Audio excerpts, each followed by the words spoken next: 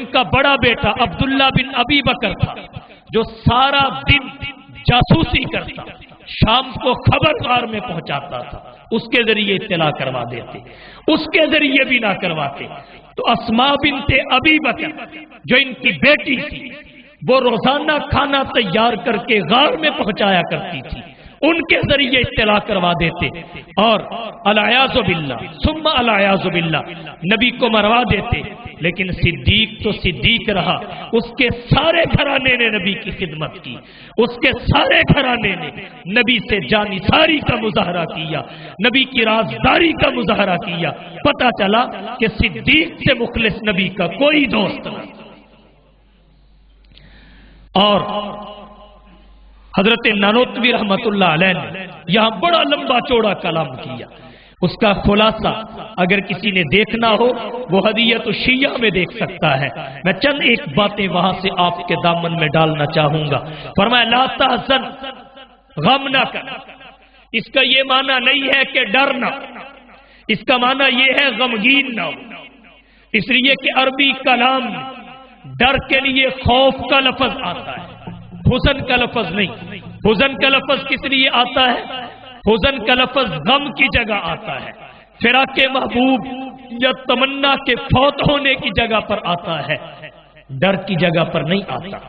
جب نبی نے کہا لا تحزن، غم نہ کر، تو گویا نبی نے ہی اس بات کی تصدیق کر دی کہ صدیق کو اپنی جان کا ڈر نہیں تھا، نبی کے ضائع ہونے کا غم تھا کہ کہیں ایسا نہ ہو نبی مجھ سے بچھڑ جائے، کہیں ایسا نہ ہو کہ نبی پر کوئی مصیبت آ جائے۔ صدیق تو تھا ہی نبی پر قربان ہونے کے لیے، تو ڈر نہیں تھا، غم تھا۔ اس لیے قرآن میں لا تحزن کا لفظ بولا گیا، لا تخف کا لفظ نہیں بولا گیا۔ لا تحزن کا لفظ بتاتا ہے کہ صدیق کو اپنی پرواہ نہیں تھی، فکر تھا تو اللہ کے حبیب کا تھا۔ اور اگر اس کو لا تخف کے معنی میں بھی لے لیں جیسا کہ روافض کہتے ہیں، تب بھی صدیق کی شان میں کوئی فرق نہیں پڑتا۔ پھر اس کا معنی یہ ہوگا ڈرنا، صدیق کو ڈر تھا، لیکن اگر صدیق کو اپنی جان کا ڈر بھی ہو تو کس لیے تھا؟ صدیق کی ابو جہل اور سرداران قریش سے دشمنی کیوں تھی؟ نبی کی دوستی کی وجہ سے ہی تھی نا، تو اس کا سبب بھی ذات نبوت۔ صدیق کی ان کی صدیق سے دشمنی، وہ تو نبی کی دوستی کی وجہ سے تھی، تو اس ڈر کا سبب بھی ذات نبوت تھی، تب بھی صدیق کی عظمت پہ کوئی حرف نہیں آتا۔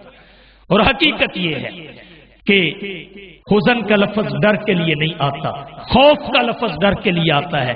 حزن الگ معنی کے لیے آتا ہے، خوف کا لفظ الگ معنی کے لیے آتا ہے، یہ دونوں کے دونوں الگ الگ معانی کے لیے آتے ہیں۔ غم خوشی اور خوف اطمینان کے مقابلہ میں آتا ہے۔ اس سے پتہ چلتا ہے شے واحد نیز، یہ ایک شے نہیں ہے، مختلف معانی کے لیے انہیں واضح نے وضع کیا ہے۔ تو لا تحزن نبی نے فرمایا غم نہ کر، غم نہ کر۔ اور آج جوہلا یہ کہتے ہیں، اپنے بغض صحابہ کے جذبہ کو تسکین دینے کے لیے کہتے ہیں کہ صدیق تو غار میں ڈر رہا تھا، وہ تو ڈر کر چیخ رہا تھا۔ اس دعوے کا جھوٹ، کذب آپ یہیں سے سمجھ سکتے ہیں کہ اگر وہاں جہاں وہ تھے اور اوپر دشمن کھڑا تھا، صدیق اونچی آواز سے کھانس بھی لیتا، سانس بھی لے لیتا، ان کو سن جاتا، پتہ چل جاتا، وہ حملہ کر دیتے، نبی کو نقصان پہنچاتے۔ جب ان کو پتہ ہی نہیں چلا، پتہ چلا صدیق کی کوئی آواز نہیں آئی، صدیق کی اونچی سانس لینے کی آواز بھی نہیں تھی، چیخنا تو بہت دور کی بات ہے، یہ دعویٰ ہی جھوٹ ہے۔ اور ایک بات اور کہوں گا، صدیق چیختے تو انہیں پتہ چلتا، جب انہیں پتہ نہ چلا تو پتہ چلا یہ چیخنے کا دعویٰ کرنے والا جھوٹا ہے۔ اور پھر یہ بھی سوچنے کی بات ہے کہ اگر چیختے تو انہیں سنتا جو غار کے منہ پہ کھڑے تھے اور اس وقت کھڑے تھے جس وقت چیخنے کا دعویٰ کیا جا رہا ہے۔ جب انہیں اوپر کھڑے ہو کر نہیں سنا تو پھر 1400 سال بعد پاکستان کے رافضی کو کیسے سن گیا؟ بنیاد ہی جھوٹ پر ہے، بنیاد ہی کذب پر ہے، اور یہ بغض صحابہ کی وجہ سے اللہ کی طرف سے سزا ہے کہ ایسی باتیں زبانیں کہہ رہی ہیں جن کو عقل بھی صحیح تسلیم نہیں کرتی۔ لا تحسن، حضرت نانوتوی فرماتے ہیں یہ اس بات کی دلیل ہے کہ حضرت ابو بکر صدیق نبی کے محب صادق اور مومن مخلص، یہ ان کی چھٹی عظمت ہے۔ اب آئیے ساتویں عظمت کی طرف جو اس آیت کریمہ میں بیان کی گئی۔ حضور نے تسلی کے لیے فرمایا ان اللہ معنا، ابو بکر پریشان نہ ہو، بے شک اللہ ہمارے ساتھ ہے، بے شک اللہ ہمارے ساتھ ہے۔ ساتویں عظمت جس میں بہت ساری عظمتیں ہیں، ایک ایک کر کے آپ لیتے جائیے۔ سب سے پہلی بات ان اللہ معنا کے لفظوں سے یہ سمجھ آئی کہ صدیق سے بھی کفار کی دشمنی اسی طرح تھی جس طرح نبی کے ساتھ تھی۔ اور آگے چل کے میں عرض کروں گا جب وہ خود تلاش کرنے میں ناکام ہوئے پھر انہوں نے سر کی قیمتیں مقرر کی، انعام کا اعلان کیا، لیکن قربان صدیق کی محبت اور کامل اتباع پہ کہ اگر انہوں نے نبی کے سر کا انعام 100 اونٹ رکھا تو صدیق کے سر کا بھی 100 اونٹ رکھا۔ وہ نبی اور صدیق میں فرق نہیں سمجھتے تھے، کافر پھر بھی فرق نہیں کرتے تھے، اور یہ اسی وجہ سے بدترین ہے، یہ فرق کرتا ہے۔ یہ نبی کو مانتا ہے، صدیق کو نہیں مانتا۔ وہ کافر ہو کے دونوں کو مانتے تھے، وہ دونوں کو ایک جیسا سمجھتے تھے، دونوں کو دین کے پھیلانے کا باعث سمجھتے تھے، دونوں کو خدا کا محبوب سمجھتے تھے۔ تو اس آیت سے ایک بات یہ سمجھ میں آئی کہ کفار کی دشمنی جیسے نبی سے تھی ویسے ہی صدیق سے تھی۔ دوسری بات یہ سمجھ میں آئی ان اللہ معنا، نبی نے یہ کہا اللہ ہمارے ساتھ ہے۔ یہاں سے پتہ یہ چلا کہ جیسے خدا مصطفیٰ کے ساتھ ہے ویسے ہی صدیق کے ساتھ ہے، جیسی خدا کی معیت نبی کو حاصل ہے ویسی ہی صدیق کو حاصل ہے۔ اس معیت میں اللہ کی وہ معیت جو نبی کو حاصل ہے اور اس معیت میں جو صدیق کو حاصل ہے کوئی فرق نہیں ہے، معیت بٹی ہوئی نہیں ہے، یہ دونوں رلے ملے ہیں، بٹے ہوئے تو ہے ہی نہیں ہے۔ تبھی اللہ نے دونوں کے لیے ایک ماہ کا لفظ بولا، 2 مرتبہ لفظ نہیں بولا۔ ان اللہ معنا، بے شک اللہ ہمارے ساتھ ہے۔ معیت دونوں کے لیے ایک جیسی، جیسے اللہ نبی کے ساتھ ویسے ہی صدیق کے ساتھ۔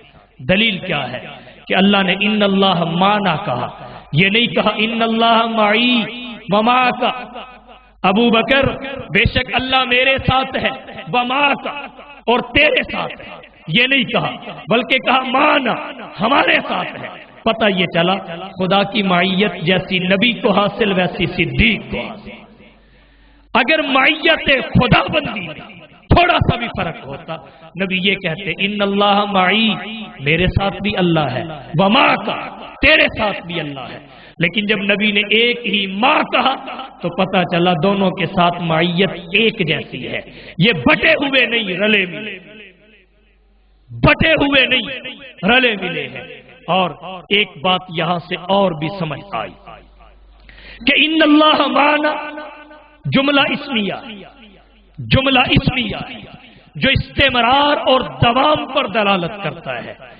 اس کا مطلب یہ ہے کہ معیت الہی وقتی طور پر ان کے ساتھ نہیں ہے، دائمی اور ابدی طور پر ان کے ساتھ ہے، ان کے ساتھ ہے، ہمیشہ رہے گی۔ اس لیے کہ ان اللہ معنا جملہ اسمیہ ہے، نہ نبی سے خدا کی معیت جدا ہو سکتی ہے، نہ نبی کے دوست رفیق غار ابو بکر صدیق سے جدا ہو سکتی ہے۔ ان اللہ معنا دونوں کے ساتھ ہمیشہ رہے گا۔ اور ایک نقطہ یہاں اور عرض کر، اللہ نے دونوں کے لیے معیت کو ذکر کیا، دونوں کے لیے ایک جیسی معیت ہے۔ ان دونوں کے ساتھ اللہ نے جس معیت کو ذکر کیا وہ دونوں کی نفس ذات کے ساتھ خاص ہے، نفس ذات کے ساتھ، کسی صفت اور شرط پر موقوف نہیں ہے، جیسے اللہ نے قرآن میں کہا ان اللہ مع المومنین، اللہ مومنوں کے ساتھ ہے۔ جب تک مومن تب تک معیت، جب صفت ایمان نہیں تو معیت رحمان نہیں۔ ان اللہ مع المتقین، اللہ تقوی والوں کے ساتھ ہے۔ گویا معیت تقوی کی صفت کی وجہ سے ہے، تقوی ہے معیت ہے، تقوی نہیں معیت نہیں۔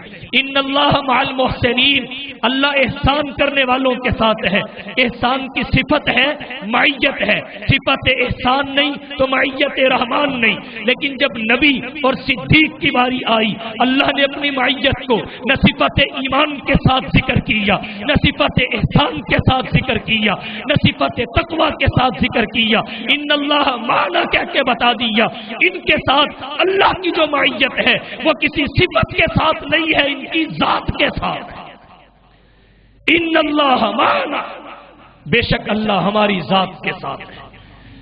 مع المتقین نہیں کہا، مع المحسنین نہیں کہا، مع المؤمنین نہیں کہا، ان اللہ معنا کہہ کے اللہ نے بتا دیا کہ جیسے نبی کی ذات کے ساتھ اللہ کی معیت ہے، ایسے ہی صدیق کی بھی ذات کے ساتھ معیت ہے۔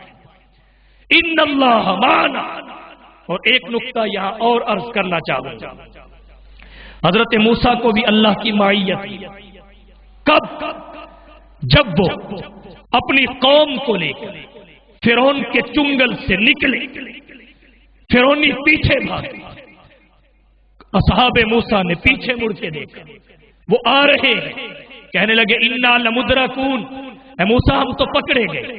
حضرت موسیٰ نے انہیں تسلی دیتے ہوئے فرمایا ان معی ربی سیہدی، بے شک میرے ساتھ، میرے ساتھ، میرے ساتھ، واحد متکلم کی ضمیر ہے، اپنی طرف معیت کی نسبت کی، میرے ساتھ میرا رب ہے، میرے ساتھ میرا رب ہے۔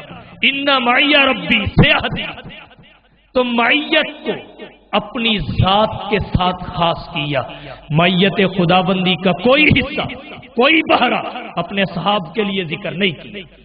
لیکن جب حضور نے غار میں معیت خدابندی کا ذکر کیا تو اپنی ذات کے ساتھ خاص نہیں کیا، بلکہ ان اللہ معنا کہہ کے صدیق کو بھی اس میں شامل کیا، صدیق کو بھی اس کا اتنا ہی حصہ عطا کیا، اتنا ہی بہرہ عطا کیا جتنا اپنے کے لیے رکھا، جتنا اپنے لیے رکھا۔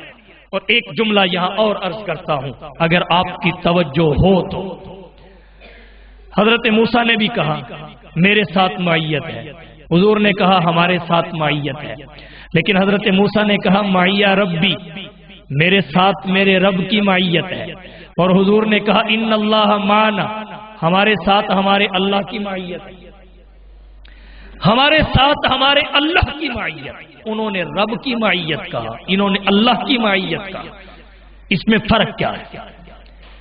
فرق یہ ہے کہ موسیٰ کے ساتھ معیت ربانی، نبی و صدیق کے ساتھ معیت الہی۔ اب آپ سوال کریں گے معیت ربانی میں اور معیت الہی میں فرق کیا ہے؟ یہ آپ یہاں سے سمجھ لیں کہ اللہ اس ذات کا ذاتی نام ہے، اس میں اعظم ہے، رب صفاتی نام ہے، اور ذات کا مرتبہ صفتوں سے اوپر ہوتا ہے۔ تو جو فرق ذات اور صفات میں ہے، جو ذاتی نام اور صفاتی نام میں ہے، وہی فرق معیت ربانی اور معیت الہی میں۔ موسیٰ کے لیے معیت ربانی اور صدیق کے لیے معیت الہی۔ کیا کہنے صدیق کی عظمت، کیا کہنے صدیق کی عظمت کی۔ تو اس ان اللہ معنا کے لفظ نے بھی حضرت ابو بکر صدیق کی فضیلت کو بیان کیا۔ یہ 7ویں فضیلت تھی جو میں نے ذکر کی۔ اب آئیے 8ویں فضیلت آگے۔ اللہ نے فرمایا فَأَنزَلَ اللَّهُ سَكِينَتَهُ عَلَيْهِ۔ امام سیوطی رحمت اللہ علیہ نے خصائص کبریٰ جلد اول صفحہ 185 پر نقل کیا ہے کہ جناب نبی کریم صلی اللہ علیہ وسلم نے جب ابو بکر کو اپنے لیے یعنی نبی کے لیے پریشان دیکھا تو ان کے لیے دعا فرمائی، اللہ ابو بکر پر سکینہ نازل فرما، तमानीनत नाजिल फरमा, सकीनत नाजिल फरमा। अल्लाह ने दुआ को कबूल कर लिया। फ़अंज़लल्लाहु सकीनतहु अलैहि, अल्लाह ने उस पर अपनी सकीना को नाजिल किया। सवाल ये है, सकीना किसे कहते हैं? अल्लामा हरवी रहमतुल्लाह अलैह फरमाते हैं, सकीना नूर, कुव्वत और रूह के मजमुआ का नाम है।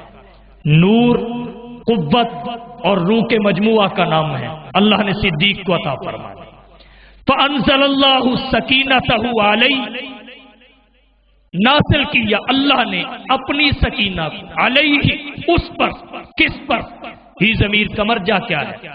मशहूर कौल के मुताबिक ही ज़मीर का मर्जा अबू बकर सिद्दीक है। साहिबी ही का लफ्ज़, साहिब पर अल्लाह ने सकीना को नाजिल किया। मशहूर कौल के मुताबिक अलैहि की ज़मीर जो इब्ने अब्बास से मरवी है, सिद्दीक की तरफ राजे है, क्योंकि लफ्ज़ साहिबी ही करीब है और करीब की तरफ ज़मीर का लौटाना ज्यादा बेहतर होता है। नंबर 2, फ़अंज़लल्लाह की फा भी इस पे दलालत करती है कि ये ला तहज़न पर तफरी है। इस सूरत में मतलब ये होगा कि अबू बकर गमगीन ना हो, अबू बकर गमगीन ना हो। जब अबू बकर गमगीन हुए तो अल्लाह ने इन पर अपनी सकीना नाज़िल की ताकि इनके कल्ब को सुकून हो और परेशानी दूर हो जाए। अल्लाह ने अबू बकर पर अपनी सकीना नाजिल की। इमाम राज़ी रहमतुल्लाह अलैह ने तफसीर कबीर में इसी कौल को इख्तियार किया। अल्लामा सुहैली फरमाते हैं, अक्सर अहले तफसीर इसी तरह कहते हैं, जबकि बाज़ उलमा के नजदीक अलैहि की ज़मीर नबी की तरफ राजे है, लेकिन अगर हो भी सिद्दीक तब भी बित्तबा उसमें दाखिल है। और मसहफ़ हफ्सा में फ़अंज़लल्लाहु सकीनतहु अलैहिमा के अल्फाज है, वहां ज़मीर वाहिद की बजाय तस्निया की है। अलगर्ज़ अल्लाह ने सिद्दीक पर अपनी सकीना को नासिल किया। कोई भी कौल मुराद लिया जाए, इसलिए कि नबी पर तो पहले ही सकीना थी, अब नबी की बरकत से सिद्दीक पे सकीना नासिल कर दी। फ़अंज़लल्लाहु सकीनतहु, तो अल्लाह ने सिद्दीक पर अपनी सकीना नाजिल की। सकीनत, तमानीनत सिद्दीक पर उतरी और ये हर किसी पर नहीं उतरा करती। इस आयत में ये सिद्दीक की 8वीं फजीलत। नंबर 9, नामी फजीलत क्या है? अल्लाह ने फरमाया वअय्यदहु बिजुनूदिन लम तरौहा, अल्लाह ने कुव्वत दी उसको, ताईद की उसकी, ऐसे लश्करों के साथ, लम तरौहा, जिन्हें तुम नहीं देख सकते, जिन्हें तुम नहीं देख सकते। सवाल ये है, ये ताईद किसकी है? किसकी ताईद है? बाज़ उलमा के नजदीक अय्यदहु की ज़मीर भी सिद्दीक की तरफ राजे है और इसकी ताईद में उन्होंने हजरत अनस बिन मालिक रज़ियल्लाहु ताला अन्हु की हदीस जिक्र की, जिसे इमाम आलूसी ने रूहुल मानी जिल्द नंबर 10 सफ़ा 88 पे जिक्र किया। हजरत अनस बिन मालिक कहते हैं, हुजूर ने हजरत अबू बकर को कहा, या अबा बकरिन इन्नल्लाह अंज़ला सकीनतहु अलैका व अय्यदक, अल्लाह ने आप पर अपनी सकीना को उतारा और आपकी ताईद की, व अय्यदक, आपकी ताईद की। तो ये हु ज़मीर भी हजरत अनस बिन मालिक रज़ियल्लाहु ताला अन्हु की इस ताईद के साथ जो रिवायत मैंने जिक्र की, हजरत अबू बकर सिद्दीक की तरफ राजे है। मौजम तबरानी में इमाम तबरानी रहमतुल्लाह अलैह ने अस्मा बिनते अबी बकर से रिवायत की है कि जब हजरत अबू बकर सिद्दीक नबी के साथ गार में थे, दुश्मन ऊपर खड़े थे, बिल्कुल सामने खड़े शख्स को देखकर हजरत अबू बकर ने कहा, अल्लाह के रसूल ये तो हमें देख लेगा। हुजूर ने फरमाया, हरगिज नहीं, हरगिज नहीं। क्यों? इसलिए कि फरिश्ते हमको अपने परों से छुपाए हुए। वअय्यदहु बिजुनूदिन, अल्लाह ने ताईद ऐसे लश्करों से की, लम तरौहा, तुम उन लश्करों को नहीं देख सकते। हुजूर ने फरमाया, ये हमें हरगिज नहीं देख सकते, इनकी नजर हम पे कभी नहीं पड़ सकती। क्यों? इस वजह से कि अल्लाह के फरिश्ते हमें अपने परों के नीचे छुपाए हुए। परों के नीचे छुपाए हुए हैं। थोड़ी देर के बाद वो शख्स जो सामने खड़ा था उसने सामने बैठकर पेशाब करना शुरू कर दिया। हुजूर ने फरमाया, अबू बकर देखा ना, अगर ये हमें देख सकता होता या ये हमें देखता, हमारे सामने बैठकर पेशाब करता। न इसने हमें देखा, न देख रहा है, न क़यामत तक देख सके, हमें देख भी नहीं सकता, इसलिए कि फरिश्ते हमें अपने परों के नीचे छुपाए हुए हैं। और 10वीं अजमत हजरत अबू बकर सिद्दीक की इस आयत करीमा में ये है, अल्लाह ने फरमाया, वजाल कलिमतल्लज़ीना कफ़रुस सुफ़ला व कलिमतुल्लाहि हियल उलिया वल्लाहु अज़ीज़ुन हकीम। अल्लाह काफिरों की बात को नीचे कर चुके, उन्होंने जो कहा था उसे झूठा कर चुके। अबू जहल कहता था हम कत्ल करेंगे, हर कबीले का नौजवान कत्ल में शरीक होगा, वो तो नबी को कत्ल न कर सके। नबी के 2 नन्हे मुन्ने सहाबियों ने अबू जहल को बदर में जरूर बिछा दिया। वजाला कलिमतल्लज़ीना कफ़रुस सुफ़ला, काफिरों की बात को नीचा किया। व कलिमतुल्लाहि हियल उलिया, और अल्लाह का कलेमा सर बुलंद रहा। क्यों? वल्लाहु अज़ीज़ुन हकीम, अल्लाह गलबे वाला है, इज्जत वाला है, हिकमत वाला है, दानाई वाला है। भला अल्लाह से टक्कर कौन ले सकता है? और रसूलुल्लाह से टक्कर अल्लाह से टक्कर है। रसूल की दुश्मनी खुदा से दुश्मनी है, रसूल से मोहब्बत खुदा से मोहब्बत है। मन युतिर रसूला फक़द अता अल्लाह वमा रमैता इज़ रमैता वलाकिन्नल्लाह रमा। तो अल्लाह ने उनकी बात को नीचे किया और अपने कलमे को सर बुलंद कर दिया। अल्लाह ने हिफाजत की मकड़ी के जाले से, कबूतरी के अंडे से। यहां एक नुक्ते की बात और अर्ज कर दूं, अपने उन नौजवानों के लिए जिन्हें अल्लाह ने सहाबाई किराम की इज्जत व नामूस और उनकी जात के तहफ्फुज के लिए कबूल किया है, वो सहाबाई किराम के तहफ्फुज को, साहब